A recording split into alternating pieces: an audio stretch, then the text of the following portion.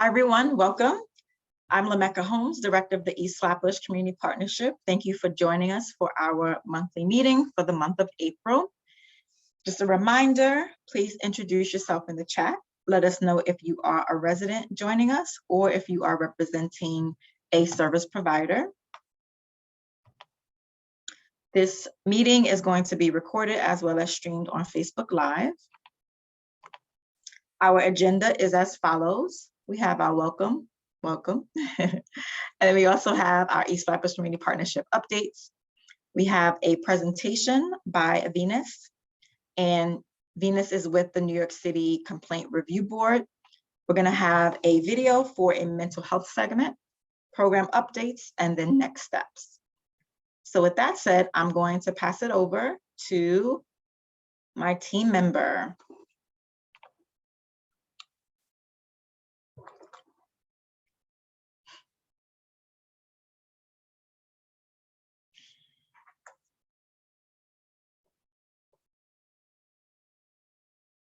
I think whoever's speaking might be muted.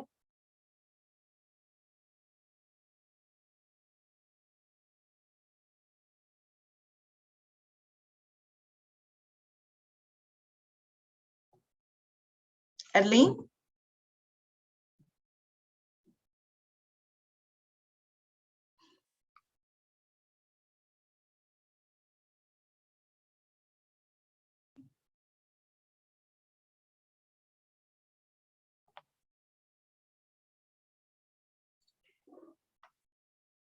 Edleen, can you hear us? Good afternoon, everyone. It's Maudlin. Yes, I can hear you. Okay, Edleen, we're ready for your portion of the presentation.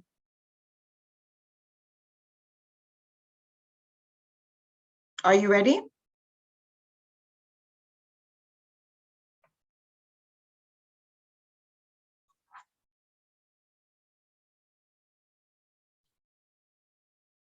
Okay, I'm not sure. She may be having some difficulties, so I will proceed. As usual, you all know that we have a newsletter that goes out every week. If you would like to have your program information displayed on that newsletter, feel free to email Cindy. Her email address is there. And if you would like to present at one of our monthly meetings, one of my team members will put that link in the chat for you so that you can fill out that form. We have a community resident liaison position that we have available for any community resident that would like to assist us in spreading the word about the work that we do. And the link for that will be provided in the chat as well. As usual, again, we have our open door meeting that occurs the second Thursday of each month at 7 p.m. This is a place where residents can come and receive a wealth of information, as well as share information too. And then lastly, our East Flatbush Community Partnership monthly meeting, which you are here for today, for Thursday of each month from 3 to 5.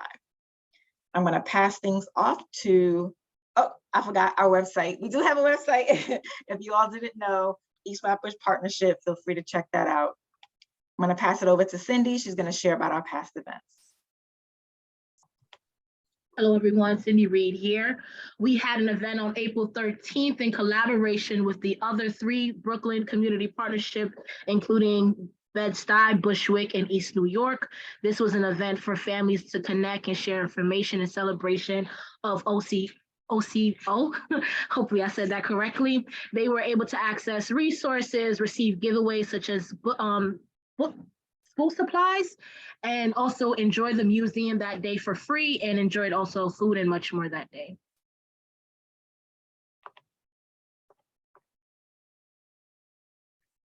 We also tabled on April 15th at God's Bountain of Prayer Church. This was an event, just a resource event. It was a great event. We're sharing resources with the community. They had a monogram screening that day and several other service providers tabling. We were happy to share resources with the community. We also participated in Assemblywoman Monique Chandler Waterman for her Vital Voices community meeting that happens on the 3rd Saturday of each month. During this month, they highlighted youth entrepreneurs. It was great to share information with the community and also inspiring to see the youth that have their own business at such a young age.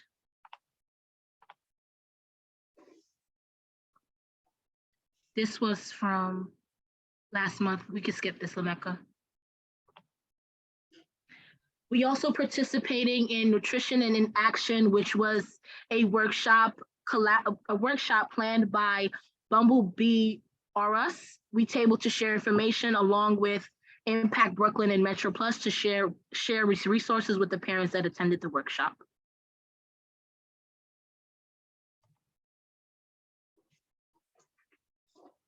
We continue with the Educator Forum. This is a monthly meeting on the third Thursday, no, I believe the second Thursday of each month, where they provide information. Often the presenters are from DOE, and this is to give parents on information when it comes to navigating DOE. This month's presentation was on summer programming. We also participating in another tabling, sharing information with the community on April 22nd at the Flatlands Brooklyn Library.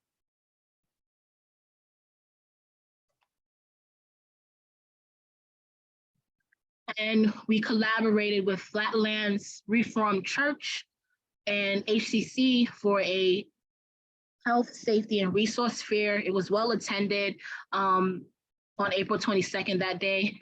It's 2 events that day, but this was a great event, just sharing resources with the community.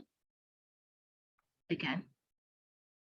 And lastly, we had a workshop, financial workshop called Is Ownership a Possibility for You During This Time? This Tuesday, actually. It was a great workshop for residents to learn about that possibility. I think that's all right. Yes. Thank you, Cindy. Next up, we have Kai for upcoming events. Good morning, everybody. My name is Kai Perrier. I'm from the East Flatbush Community Partnership. I'm the community ambassador for the East Flatbush Community Partnership, and I will be presenting to you our upcoming events. This Saturday, we have our monthly Heard at Home community conversation. This month, it will be located at Bon Bon Bakery at 1407 Flatbush Avenue. Don't miss your chance to vote for a $50,000 neighborhood project and shape the future of our community. Exciting projects for every age, cover digital empowerment, community real estate investment, mindset and nutrition entrepreneurship, and more. Make sure to register for our event. You can scan the link on the screen, and I will also place a link in the comments. For any questions, you can email Miss Cindy Reed. It's also there. And Ms. Yvette Mendez from Brooklyn Care would share more details about this event. Hi, everybody. Good afternoon. My name is Yvette Mendez, and I'm from Brooklyn Level Up. Just here today to extend what Kai just indicated. On Saturday, we are co-hosting the Heard at Home, an information session about the participatory budgeting voting session that's coming up. Voting will actually take place from May 10th through June 25th. And this opportunity to come out on Saturday is just to learn more about the projects that are on the ballot and then to learn more about voting. So we definitely hope to see you out there on Saturday. And we just ask that you see the flyer on your screen. Please share it with your network so that folks can come out and be informed about what's going on with PB voting. Thank you so much.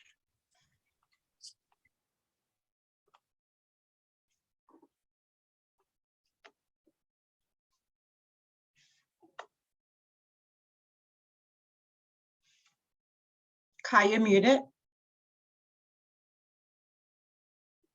Please put your name and email address if you are a resident in the chat. Please and thank you. If you are a service provider, please put your name, email address, and the organization you are from in the chat. Thank you. Thank you. All right, we have our first presenter. Diane Smith is going to introduce that person. Well, actually, our only presenter. Diane's gonna introduce that person. Good afternoon, everyone. I'm Diane Smith, and I'm a community ambassador with East Flatbush Community Partnership. I am presenting to you Venus M. Scantleberry, who is the outreach coordinator for New York City Civilian Complaint Review Board. Ms. Scantleberry, the mic is yours. I think you're muted.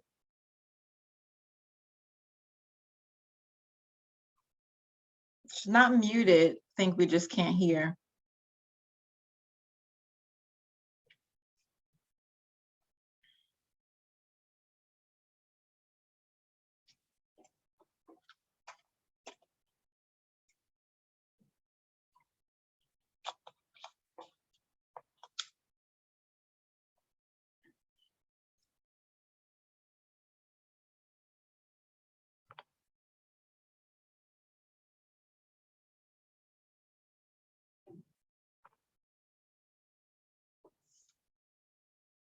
Hello, can you hear me? Okay, Yes, we perfect. can. Um, uh,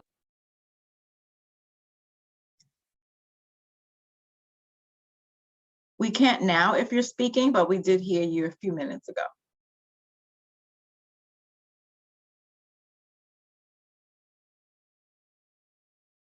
can you guys hear me now? Okay, Yes, perfect. we can. Right, sorry for all the technical difficulties. Hey everyone, I'm Venus Scantlebury. I'm the Brooklyn Outreach Coordinator for the New York City Civilian Complaint Review Board. I have a presentation today, so thank you guys for tuning in and letting me present to the East Flatbush CPP. So I'll just share my screen and we can get started. It's going to be a presentation that's going to just talk about who we are as an agency, and what we can do as far as police misconduct and how we can help communities of color, especially, speak up for themselves if they ever been harassed by officers, and additional resources that we have. So I'll just put onto my presentation. Firstly, I do want to share a quick video with you guys. We have a youth advisory council, and this is a committee made up of young New Yorkers from the ages of 10 to 18 that want to be civically engaged in their communities. We know that oftentimes our schools, they don't really engage our students civically. Sometimes they don't even have a student government. So we wanted to create a space for young people to start thinking about criminal justice and what types of things that they want to see get better between the police department and the community. So hopefully you guys can hear. Can you guys hear? No. Okay, so let's see.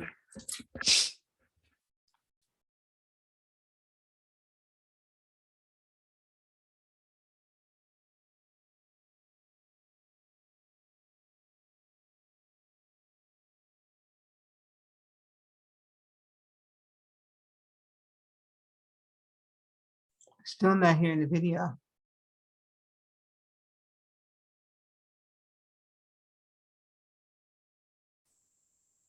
I'm sorry. Can you hear?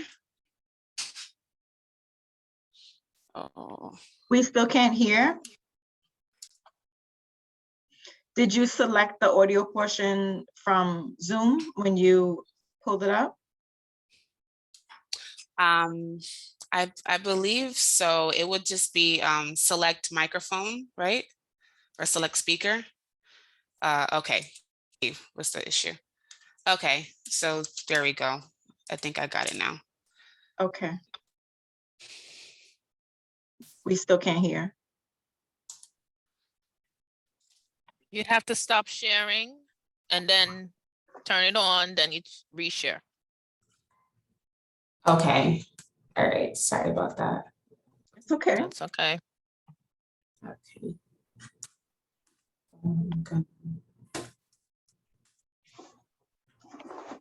It's supposed to be like any normal day. We can hear it now. Okay. So let me My share friends my and I just screen. finished playing basketball. They were heading. Okay. We didn't realize there was an officer behind us. And when we saw him, we pulled to the side to let him pass. He got out of his car. He shoved us against the fence and asked us questions like, "Who are you? What are you doing?" And I didn't know what to do. I just told him we were playing basketball and I was heading home, but he didn't believe me. He ended up putting us in handcuffs, put us in the car, and took us to the precinct. My mom told me to call the CCRB. I called them, filed a complaint against the officer, and they turned my complaint into an investigation.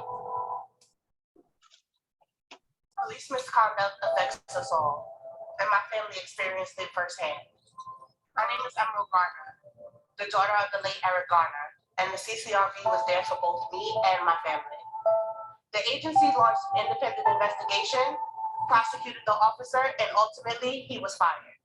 The CCRB is an important resource for all New Yorkers, especially young people. If you encounter police misconduct, call the CCRB. Every New Yorker has a right to be treated with respect during an encounter with the NYPD. Feel like that right has been violated at any time or any place. Reported to the CCRB. And we're working to get this message out to young people. Police misconduct affects all of us. And we want you to know that the CCRB is here for you. The agency investigates police misconduct by the NYPD, so call them and report it. We still have a long way to go in improving these interactions with them. But the city is committed to involving us in the conversation and making sure young people are a part of the solution.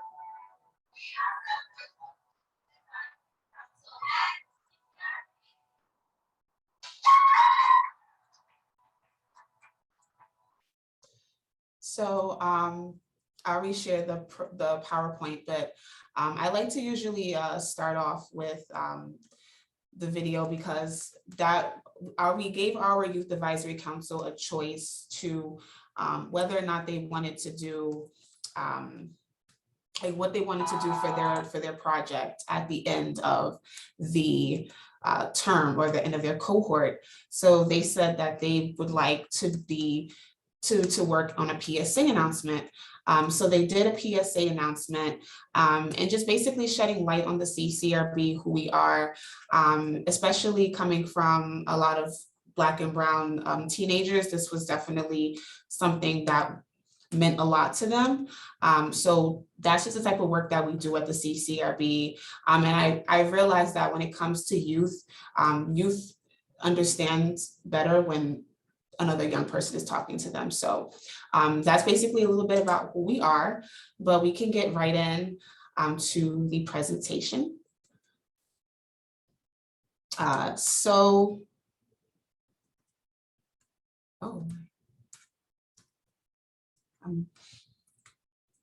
Okay. Sorry, my connection is horrible because I'm in a different room. But yeah, we'll start from here. So the New York City Civilian Complaint Review Board is the nation's largest independent oversight entity of the largest police force in the country. We investigate, mediate, and prosecute police misconduct for members of the NYPD.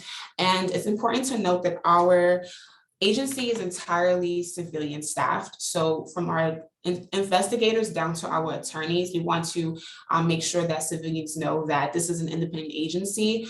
The NYPD isn't investigating or prosecuting these allegations of misconduct. It's coming from civilians that look like me and you, that care about the work and want to put in the time. So you can go really briefly about the CCRB's board because they have a really big responsibility. The board is governed by 15 members, and these members reviews the investigators' findings of all the cases and makes the recommendations of penalty to the police commissioner. So how it's selected is New York City Council appoints 5 members from each borough. New York City Mayor appoints 5 members. The NYPD Police Commissioner designates 3 members with law enforcement experience. But it's really important to note that although they have law enforcement experience, they are still civilians. So they may have been retired cops or retired correctional officers, but out of 15 members, 3 of them are designees from the police commissioner. And it's still important to keep in mind about the perceptions of the NYPD when we are investigating their misconduct. So we wanted to make sure that we still have some NYPD insight, but it's not heavily biased on the NYPD. So the Public Advocate's Office appoints one member, and then with the joint collaboration of the mayor and city council, they will appoint the chair. And our current chair is Ms. Aubrey Rice. So what are the roles of the NYPD? So we know that the roles, they have many roles, many responsibilities within our society. They keep our society safe. They help us when we are in trouble, but the four main roles that we normally know them for are maintain order, serve and protect, render aid, and enforce the law. But with these four big roles, there's a lot of responsibilities and guidelines and best protocols that are outlined of the NYPD's job. And all of these best practices, procedures are outlined in the NYPD Patrol Guide. And this is a really big book that looks like this, that has all of their best practices, policies, and procedures. You can find this book online. You can download it via PDF. We also have a couple of excerpts on our website, and we can go over the different excerpts as well. So the CCRB uses the Police Patrol Guide to analyze whether or not an officer has engaged in misconduct. So our investigators are constantly referring back to the Patrol Guide when conducting their investigations. So what are the types of allegations that are within the CCRB's jurisdiction? We have four allegations. We have force, abuse of authority, discourtesy, and offensive language. We use the term fatal as a helpful reminder. And if anyone has like a dying question, you can definitely pop it in the chat and I'll look for it later. But we can also have a short Q&A because I know I may be going fast. So firstly, the F in fatal stands for force. So this is excessive or unnecessary use of physical force, including baton or taser. So basically, I like to explain it as, if I'm a civilian, well, I am a civilian, but if I put on 5% of force onto an officer, if they exceed that 5%, that will become unnecessary use of force because they can't put too much force versus what force you put onto them. Also, impact weapons such as like nightsticks, pepper spray, and tasers, and even the expression of a firearm. Just taking your firearm out and pointing it at a civilian can be excessive force because there has to be a reasonable justification as to why that officer pulled a firearm out in the first place. So secondly, the A in fatal stands for abuse of authority. And this is misrepresenting power or influence to gain compliance. And usually abuse of authority is the highest complaint value, is the highest volume of complaints that we receive because officers have a wide range of discretion. The discretion is outlined in the Police Patrol Guide. Basically, officers, 9 times out of 10, they are the ones that are they deem what's necessary, what's aggressive, what's dangerous. So a lot of times this leaves a large window open for abuse of power. So this can look like stops, questions, and frisk of a person's body, vehicles, residencies without sufficient cause, improper entry to a person's home. An officer just can't go into your home. There has to be a justification as to why, and as long as you don't let them in, they have no reason to come into your home. Also, refusal to provide name and shield number. So if I'm an officer and I'm like concealing my identity, my badge, and my shield number and name, this may be an abuse of authority because as civilians, we should know who is stopping us, who's patrolling our neighborhoods, just to keep both of us safe. You wouldn't want a regular stranger just rolling up on you without you knowing who they are. So that's just proper decency that officers are obligated to do. Threatening to call ICE, Immigration Customs Enforcement is not within the jurisdiction of the NYPD. And many times officers will use ICE as a tactic to gain compliance from vulnerable populations such as undocumented people or immigrants. So when we definitely do lots of outreach in places like Sunset Park and Bay Ridge, we like to stress this, that ICE is definitely something that the CCRB nor the NYPD has jurisdiction over. So if an officer uses ICE as a tactic to gain someone's compliance, that may be abuse of authority. Also forceful removal to a hospital. Like I said, again, there has to be certain, protocols that go into removing someone from their set spot to a hospital. So if, that can be an allegation that we can investigate. And lastly, we investigate sexual misconduct and bias-based policing and racial profiling. So sexual misconduct is a new allegation that just gone into effect last year. We went to court with the NYPD and we won our case and were able to add this to our jurisdiction. And this is misconduct of a sexual nature alleged by a civilian from a member of the police department. And this includes, but it's not limited to, verbal sexual harassment. I'm not going to go all the way down and say all the rest. I don't want to trigger anyone, but you can take a couple of moments to read the different bullets and what we investigate. But anything that involves sexual misconduct to romantic propositions, that can be a sign of misconduct. Also, we investigate bias-based policing and racial profiling. We have our own unit for that, which is very important because these cases come in stacks, and we have our own investigators that solely take care of these allegations. So this is an encounter stemming from any specific incident that's motivated by discrimination off of race, ethnicity, religion, gender, sexual orientation, housing status, or disability.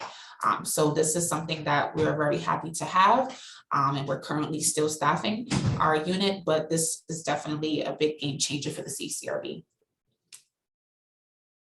Second to lastly, the D in discourtesies, the D in fatal stands for discourtesy, and this is speaking, gesturing, or behaving rudely.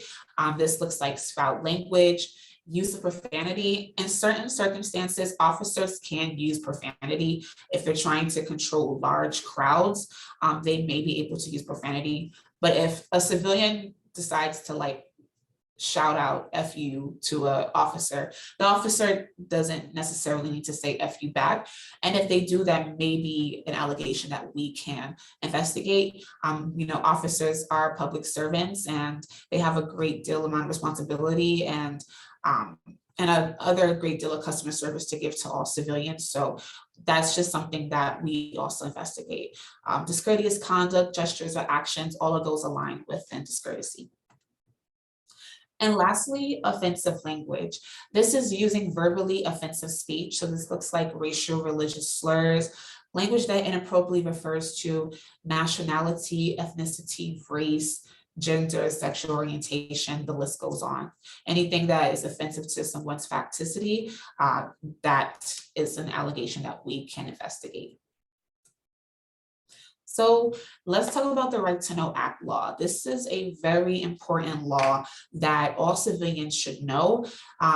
This law, the history of this law is that our policy department was gathering data ranging from all the way to 2006 to 2018 that showed a variety of unconstitutional stops and frisks of Black and Brown men. So with that data, we were able to push legislation with City Council that states that when officers are during certain frisk searches at sobriety checkpoints and other encounters, officers should, one, identify themselves, providing their name and other information such as their rank, command, and shield number.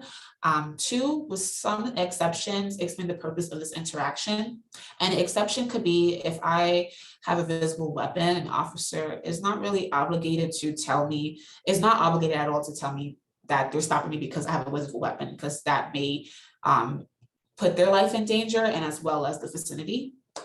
But in other instances, they should tell you why they're stopping you or frisking you. Also, they should inform you of your right to say no when asking for your consent to search your person, property, vehicle, or home. And this is the biggest part of the Right to Know Act law. Officers are an authoritative figure in our society, and a lot of times language gets lost in translation. And if we see that an officer is asking for our consent to search, we may not feel comfortable saying no, or we may not even know that we have the right to say no, to decline that consensual search, which can, incriminate, a lot of people in the long run if they don't know that they can say no. So this is just something that, civilians should definitely know to empower them to say, you know, I don't have to necessarily let this officer check my car. I have the right to say no. And if they don't say that you have the right to say no, that may align with abuse of authority, and that's something that we could probably investigate. And lastly, they should offer a business card with the officer's information that explains how to comment or complain about an interaction with the NYPD. And civilians may request this at any time. So this is how the business card looks like. It has the police officer's name at the front, and in the back is some information on how to request body-worn camera footage, because as civilians, you have that right to request that, and other information that's available too. So how to file a complaint? There's 4 ways that you can file. You can always call our hotline at 1-800-341-2272 or call 311. You can visit our office and speak directly with intake at 100 Church Street, 10th floor, Lower Manhattan. You can always file online. This is the most common way that folks usually file. It's like a huge file complaint form, and you fill in all of the blanks to the best of your ability. Also, if you see something that alludes to police misconduct on social media, such as Facebook, Twitter, and Instagram, you can even direct message us and we can self-initiate complaints on social media. And lastly, you can file at your local precinct. The NYPD is required to accept CCRB complaints at any precinct. So even if it's not your local precinct, they could still accept it at another precinct. I also tell civilians too, because they do like frown their face when I say that, you can also just ask the front desk for a complaint form and a postage-free envelope if you don't feel comfortable filing about a police officer at a precinct. I totally understand. So those are just the 4 ways that you can file.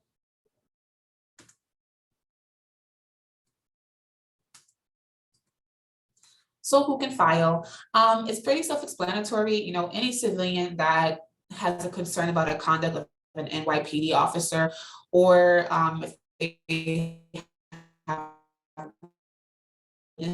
or experience it in country, but if you happen to witness something, you can definitely file.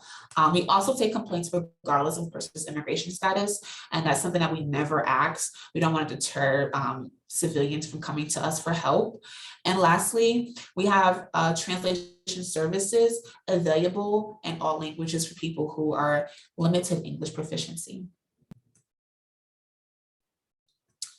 So let's talk about the life of a CCRB case.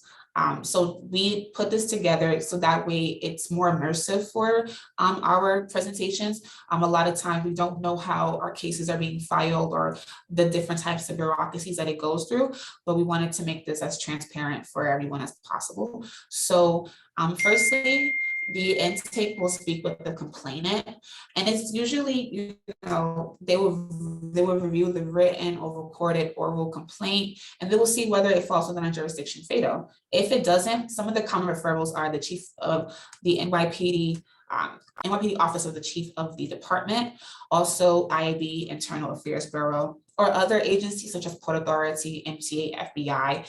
You know, transit has their own officers, and sometimes civilians may not tell the difference because they may see a badge or a weapon, so they may look like all the officers are the same. So if it happens to be in one of those agencies, we will definitely refer that out to them. And with each complainant that has an allegation or a case that's not within our jurisdiction, they will get a letter explaining that their case has been referred elsewhere. Also, it's important to note that within each police action that a complainant or victim describes is considered a distinct allegation. So if a case has 4 allegations of force, abuse of authority, offensive language, and you know, sexual misconduct, all of those allegations will be investigated precisely one by one, and they will be charged for each allegation. We just want to make sure, once again, that we are really holding the police officers accountable that are doing the wrongdoings in their communities, and making sure that we see everything with a fine-tooth comb. And lastly, we have a civilian assistance unit that pretty much serves as an extra step of care. A lot of times these cases are really heavy. They're heavy, it's traumatizing for a civilian to engage in misconduct to have misconduct due onto them by an officer. So sometimes they do need that extra social and psychological support. So we have our own licensed victim advocates and social workers that can, connect civilians that have active cases with our agency to a wide range of services such as mental health services, other legal assistance, getting help with healthcare or enrolling in healthcare, and other social services. So this is our extra step in doing our due diligence to help out the civilians of NYC. So after that, the intake will push it to the investigations department. And at times, investigations, cases can be mediated. It really all depends on the totality of the situation. Some cases that are not mediated is like sexual misconduct or excessive force, because that can be a bit shaky. You don't want to put a victim in the same room as their abuser. But if cases are mediated, it's a voluntary process between two parties, and it's mediated by a third-party neutral mediator. If cases are not mediated, or let's say it was and the complainant was not satisfied, it will be pushed to investigations. So the investigator will follow up with the information provided by the intake unit, and then we'll start the process of interviewing complainants, locating and interviewing any other civilian witnesses, and obtaining any video evidence, as well as NYPD documents.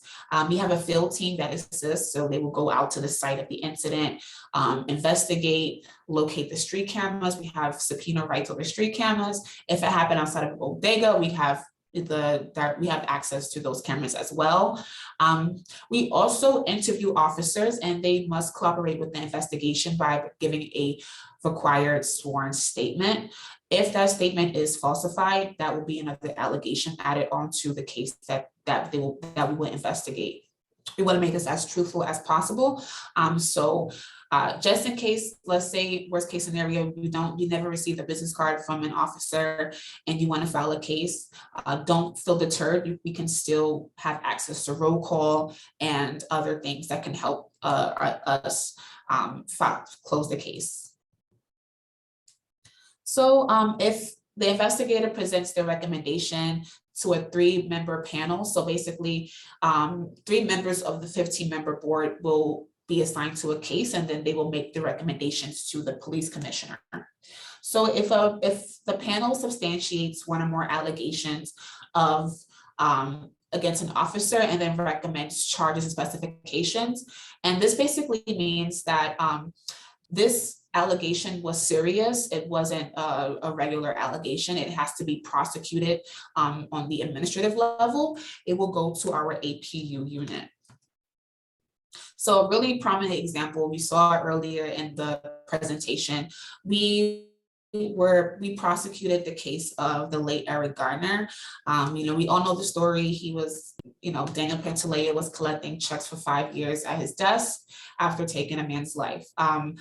So what we wanted to do as APU, we proved that the allegation was true, that it was misconduct, and that the board's recommendation of termination was justified for Daniel Pantaleo's actions. So that's something that that's a very prominent case of the CCRB, and we were just happy to bring justice onto the NYPD. So why file a complaint, right? So we're almost done. We have a policy department that gathers data and develops data-driven solutions to policy challenges that affects the CCRB that impacts our job. So we draft 12 reports a year, monthly, statistical, annual, and semi-annual.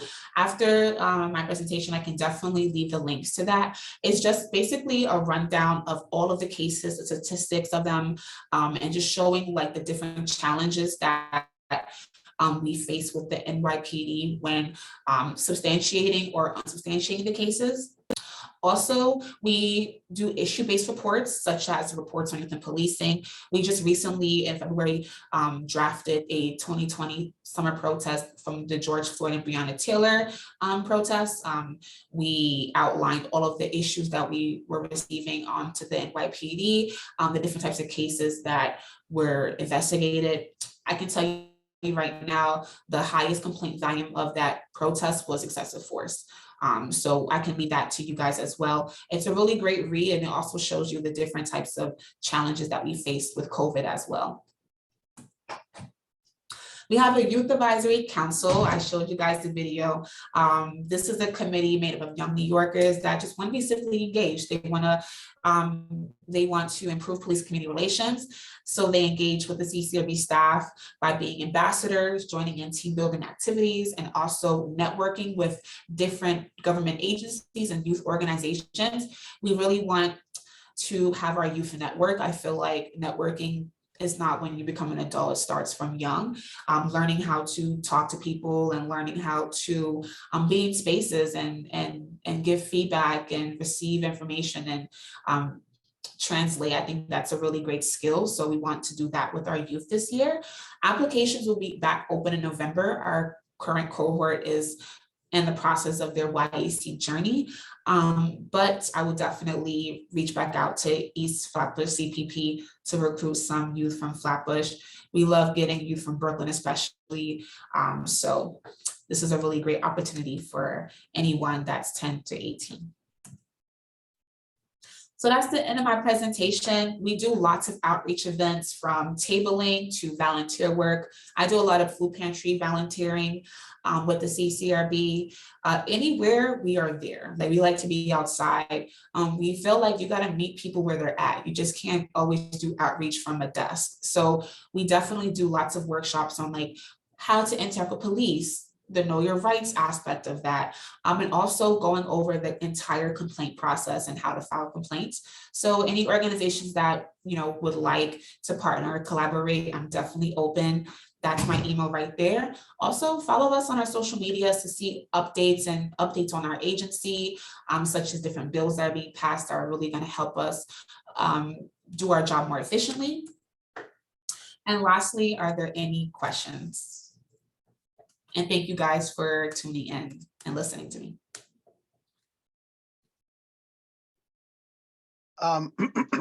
This is Chester Jackson. I had a couple of questions, if that's okay. First, I wanted to say what an excellent presentation that was.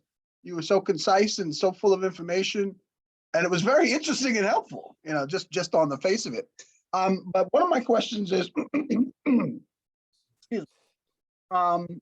anyone can make a complaint. Could it, even a minor child make a complaint, or do you need a parent involved? Yes, a minor child can complain. They can make a complaint. We could take complaints from anybody. Okay. But with that process, their parent should definitely assist them with that process and be one of their witnesses. Okay. Another thing I was thinking about in terms of the cohort, and is that like a year or so? How does that work? Is that like a year or 6 months? Yeah, so it's basically from April all the way to January. Okay. So it's about a couple of months. We get a long time to really cultivate our YAC to what they want to do. So yeah, so from April to January. And I was also, just a couple more, I'm sorry, I don't want to hog it up. But please, no, go ahead. I was wondering if, and I don't know if you know this or not, but are there any youth voices from foster care as a part of this this cohort? Or are these all the brilliant kids from the various corners of the city, or is there an opportunity for other young people to get? So that's a really good question, and thank you for bringing that up. We definitely this year selecting our cohort, we wanted to be very diverse. So we definitely prioritized Black and Brown underserved neighborhoods. We wanted to give them a chance because, I just graduated from college, and I could tell you straightforward that growing up in East New York, we were the last people to know about the internships, the fellowships, all of those things. And that just transpires through all of the places in Brooklyn, East Flatbush, Canarsie, Bed-Stuy. So we definitely wanted to make sure that citywide, the Bronx, Queens, Brooklyn, Staten Island, Manhattan, we got candidates that are firsthand experiencers of police misconduct. So yeah, they are brilliant, but they also come from the backgrounds of underserved communities. So they give a very unique perception and a raw perception of what police misconduct means for young Black and Brown people. As far as foster care, I don't know. That's a really good thing, and I'll definitely tell my deputy director next There's a year. lot of intersection there. There is, and I think that's very important that you brought that up. So maybe we should start doing some more outreach in the foster care homes, start going around those places and those agencies to recruit some young people, and give them some opportunities too. And that's an amazing group of young folks. It's an amazing opportunity for those young folks to get some real understanding of how things should work. Just in terms of, I would imagine this is a tremendous task. I can't imagine that you guys have like a second to breathe when there isn't a complaint coming in. I'm not saying anything that I think is hard to imagine. How many of you are there? I mean, is there like a building? I know you have an office building, but if I have an interaction with the police, well, I guess you can do it online these days. I'm just how is the caseload, lack of a better term? So I would tell you we have a huge caseload, and we are currently experiencing a backlog of cases because of COVID-19. So we testified to City Council in March about like our budgetary needs and how like we really need more money to staff more people, especially in our racial profiling and bias-based policing unit, because that's a unit that's still new, but they're getting a lot of cases. So they need the extra support. So we asked for like around 33 investigators for that unit alone. We are on the 10th floor, and it's like a huge maze. So there is a lot of people that work here, but we always experience needing more people. And that's also because a lot of our investigators, they are young. They have like law school aspirations. So a lot of them go to law school and then they come back and become attorneys. So that investigator role is constantly being switched. So yeah, we always need people. We're always hiring. But we have experience in the past, like low cut budgets with the city. So we've asked the city to increase our budget so we can keep on staffing people. And these are paid investigators, right? These aren't volunteers or anything. Oh, no, these are paid investigators. Yeah. Thank you. Thank you very much. It was an excellent presentation. Oh, thank you. Very Chester. enjoyed. Thank you. Anybody else have any questions?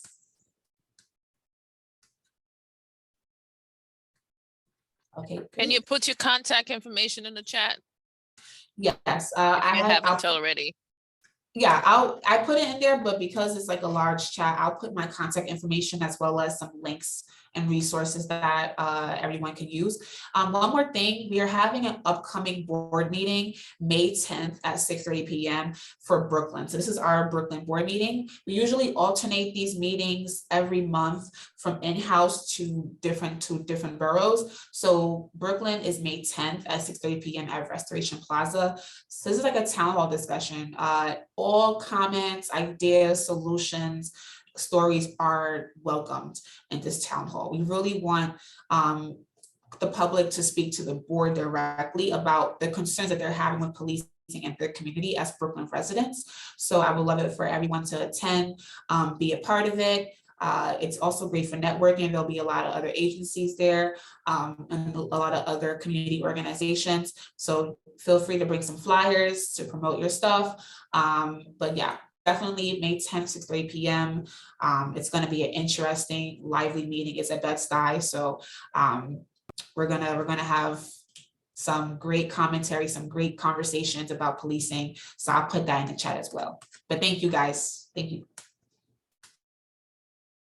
Thank you, Venus. I agree with everyone else. Great presentation, very informative. We appreciate you. So we're going to take some time to transition to our mental health segment. I'm going to stop spotlighting Venus and I'm going to share my screen again. We're going to watch a quick video, and then after watching the video, I would just love to hear what resonates with you. Okay. Okay, can everyone see the screen? Please let me know if you can't hear it. Hey, what's up? I'm Alex. I want to talk about mental health, which we're starting to discuss more in our communities. It's our emotional well-being and impacts our everyday life, how we feel, how we interact with others, even how we think and view things.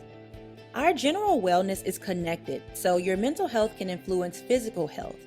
Mental health is how you handle experiences in your life, how you cope with everything and take care of your mind and your emotions.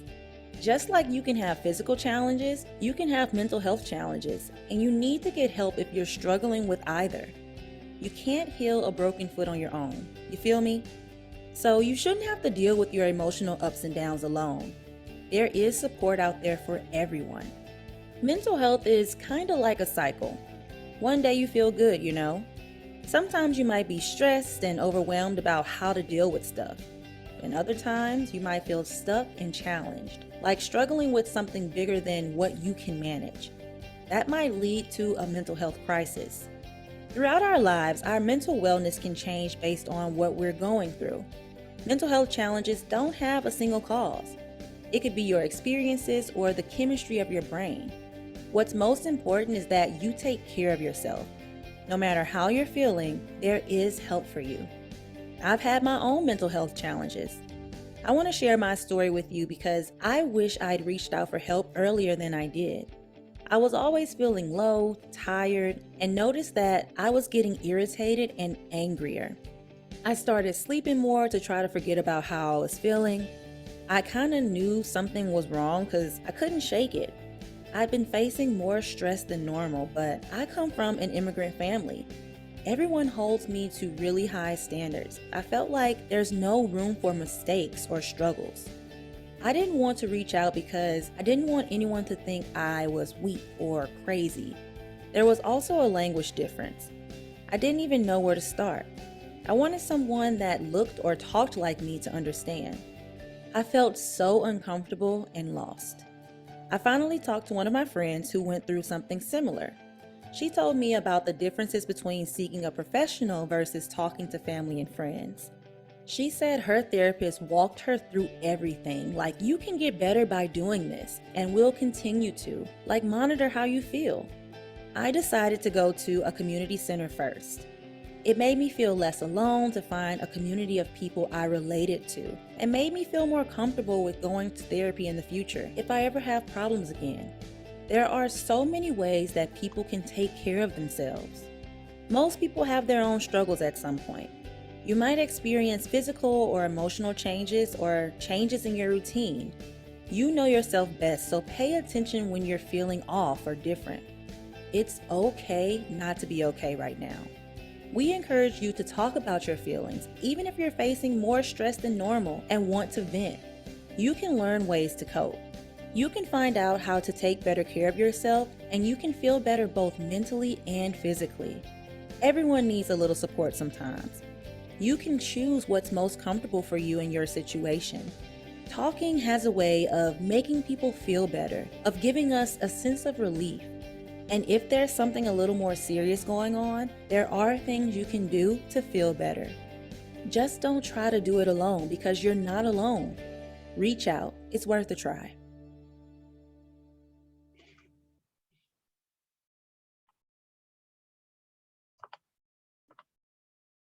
Okay, so I first just wanted to say why I picked that video in particular. Several months ago, we decided that we wanted to acknowledge that as service providers, that we also at times can have mental health challenges. And so, although I think sometimes we can listen to a message like this and think about the people that we help, I just want to encourage you all to really think about yourself. And one of the things that I took away from the video is just really understanding that at any part or any stage of my life, I could experience a mental health challenge and it is okay. But the key is that I can trust that there are other people out there that can help me. So that's my comments on that video, and I would love to hear from you all.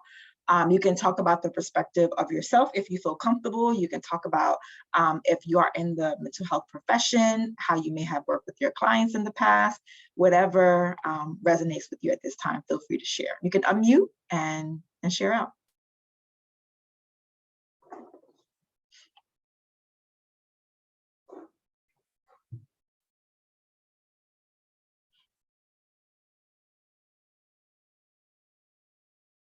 If y'all make me go first, I always will. Just know that.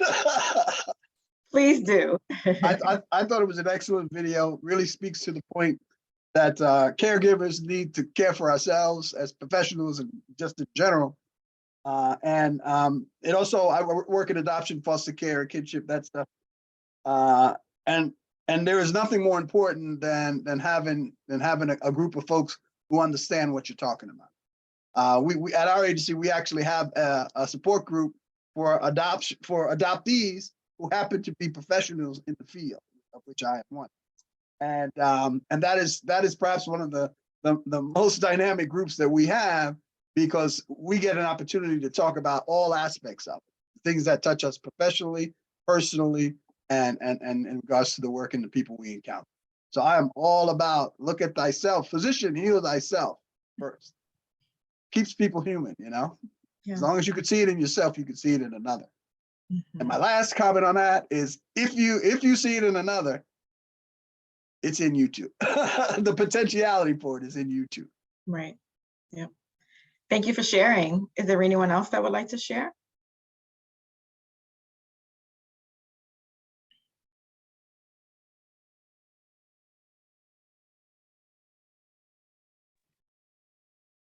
Yes, hi. Well, hi everyone. My name is Edeline, and I'm, the administrative assistant for the East Flatbush Community Partnership. So I am pursuing, mental health as a major, as far as, in attending to receiving my master's. And I do feel like that is something that is important in the field, because there's a lot of people that are suffering from mental illnesses and disorders.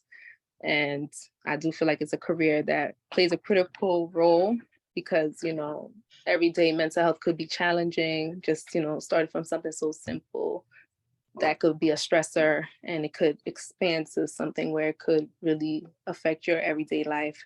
So I do feel like this is, a role I really want to take, a position in considering, because I do feel like, there's a lot of people that aren't able to speak up, or, they just keep everything in, and, you'll think someone is okay. And, sometimes you just can't judge based off how somebody's, are perceiving or looks.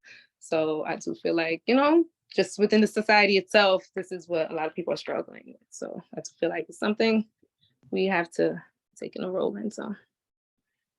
Thank you, Edeline. Anyone Thank else you. would like to share?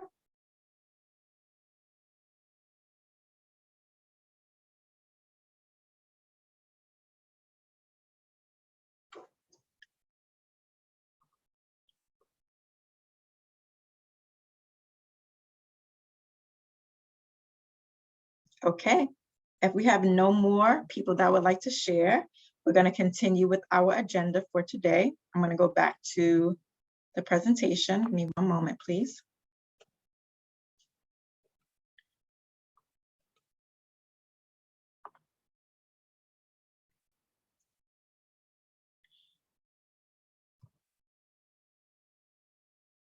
Okay, so just as a reminder, we are on Facebook and Instagram. Our social media handle is East Flatbush Partnership. I'm excited to announce that we are having our next monthly meeting in person. It actually will be a hybrid situation. It's going to be on May 25th at the Sesame Flyers International location. They are actually one of our partners, and we are so grateful that they offered for us to use their space. It's at 3510 Church Avenue, zip 11203. It will be the same time, 3 to 5. After today's meeting, what I'm going to do is update the Zoom registration link. It will ask you a question of if you're going to be joining in person or virtually. So you would just click whichever one applies, and then we're going to ensure that our presentation would be available for those who can't make it in person. So they would just log on Zoom as usual. Okay. How many people? I'm sorry. How okay. many people can attend? Is there a restriction of amount people can come in person versus virtual? Question. Cindy, what do you think, about 25, 30 people? I know you told me, but I don't remember the number. That's correct. Okay, thank you. Okay, so do you want us to RSVP for those who will show up in person? Yeah, that's what I was explaining with the Zoom registration link. It would be the same link that you normally use, but there'll be a question asking if you're going to attend in person or virtually. Right, so Okay, you thank you. go through the same, no problem, you go through the same process. I didn't want to change things up too much because this isn't going to be a consistent thing. We're going to do it ideally once a quarter, right? So we're following the same process, the same way you register to attend our monthly meetings. You go to that same Zoom link, but it will ask you if you're going to attend in person or virtually. And then you would let us know there. And that way we can keep track of head count. Okay. Any other questions with the in-person meeting? And we'll have refreshments also, if that helps you decide. Okay, so we are all done today. Thank you so much, everyone, for joining us. I'm going to stop sharing my screen. And I'm going to leave a few minutes just so that if anyone had any connections they wanted to make or any questions or comments you wanted to share, now is the time. So feel free to unmute. Oh, I forgot program updates. Oh my goodness. Slow back, roll back. Okay, so does anyone have any program updates? Feel free to unmute and you can share those now. I'm so sorry, guys. I have one. Okay, go ahead. That's Shirley. okay. You are entitled. You work hard. I'm Charlene Gordon. I'm from the New York City Department of Health. So next month is Older Americans Month, in addition to other initiatives for May. I know May is asthma, is also mental health. There's also different awareness, but it's Older Americans Month. So we're having a virtual webinar for our seniors or older adults, and it's going to be on 4 topics. One talking about falls prevention, the other talking about hunger assistance, and we'll have someone from Invisible Hands Delivery Inc. And we'll have mental health support from our DIFTA folks who's their program called New York City Friendly Voices. And lastly, we'll have Elder Scam, and that's going to be from the New York Attorney General Office. So it's going to be from 10 to 12. You can join us. You could also call in. There will be a call-in number. I'm just going to put the link to our website. The schedule is not updated. It won't be updated until next week. So you can go on the site, and I'm also going to send Sydney the package for this webinar schedule, and she'll share it out with you. And yes, it's free.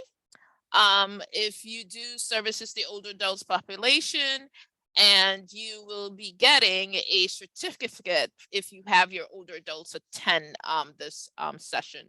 It is basically for them and your staff that's working with that population. And we'll have other webinars during that month. So please join us for the month of May. Thank you. Thank you, Charlene. Anyone else?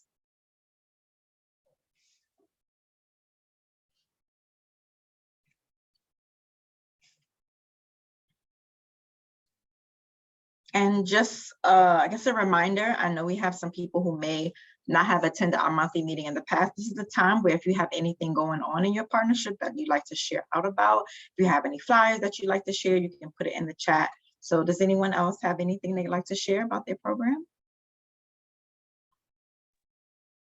I'd like to take a second just to introduce myself and our program.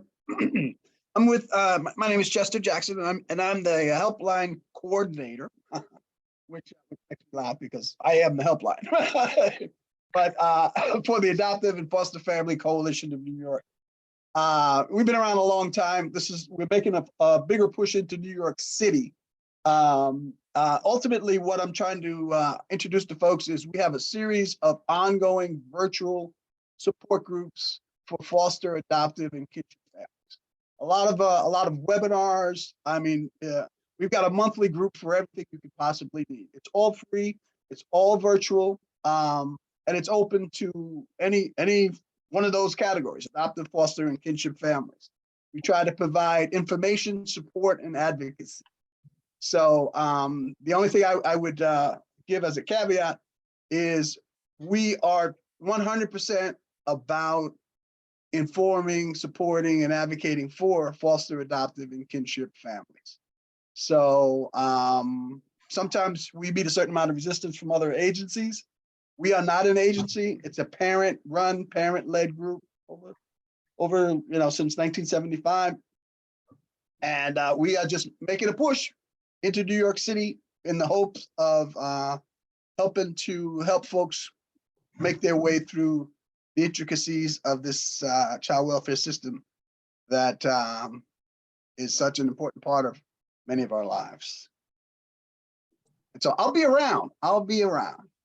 There's my email, by the way, and just trying to say hey, that's all.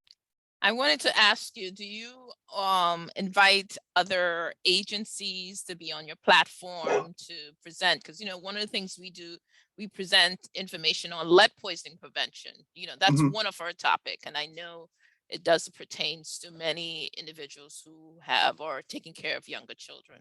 Absolutely. So I will put my info in the chat and you can reach out to me. Yes, ma'am. Absolutely. Thank you. Chester, anyone else? Hi, I also would like to introduce myself.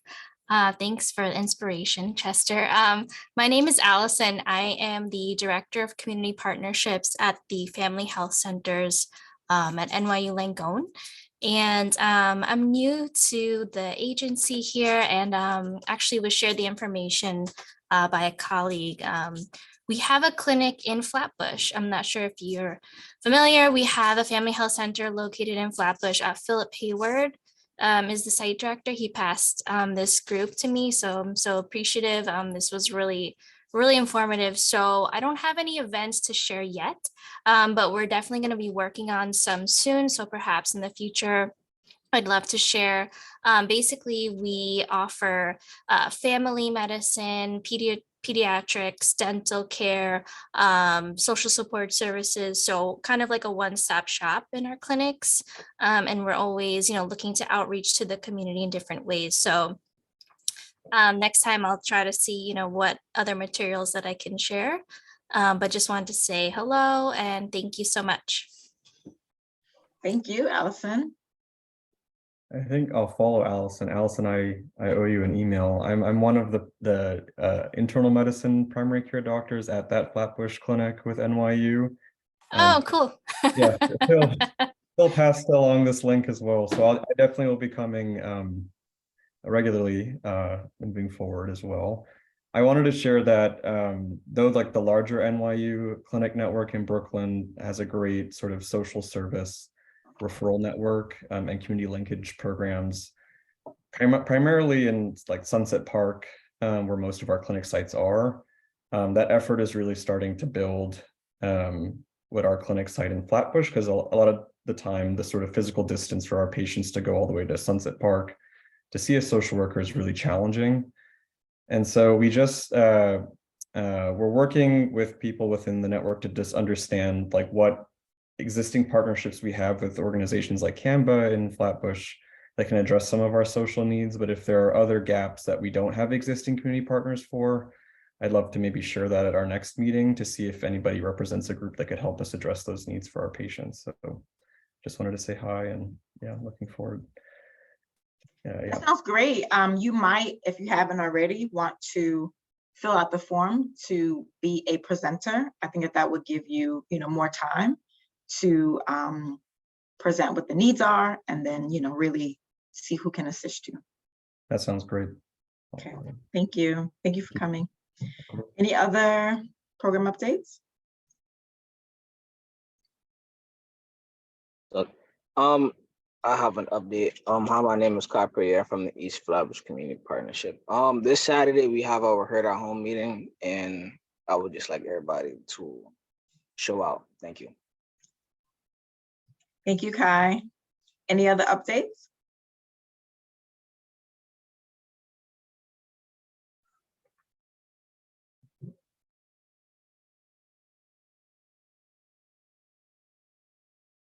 Okay. All right. So now we're done. And I'm going to stop the recording and Facebook Live, but I'm still going to leave the Zoom open just in case you all wanted to connect any further. I'll leave it open just for a few minutes. But we are officially done with our meeting. We hope to see you in person on May 25th. And thank you for joining us today. And to piggyback off of what Kai said, even if you aren't able to make the event we have this Saturday, if you can share the flyer, it was put in the chat, that would be greatly appreciated. We really need assistance with spreading the word about our Heard at Home community conversation events. So thank you so much, everyone. We appreciate you. Thank you, and also Ms. Sydney and all your other